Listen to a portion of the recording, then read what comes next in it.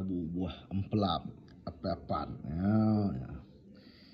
Untuk menu kita kerabu buah emplam campur tomato, campur bawang merah, gagah bicing.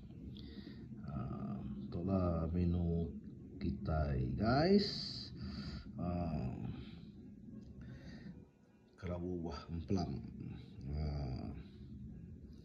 Aduh, bertambah-tambah kerja ketologi dai. Guys, ram guys makai kita guys. Makai sama-sama kita ke tengah itu untuk ya. Buang pelam. Tiket ba benar real kemarin. Buang pelam tiket ba benar real dia.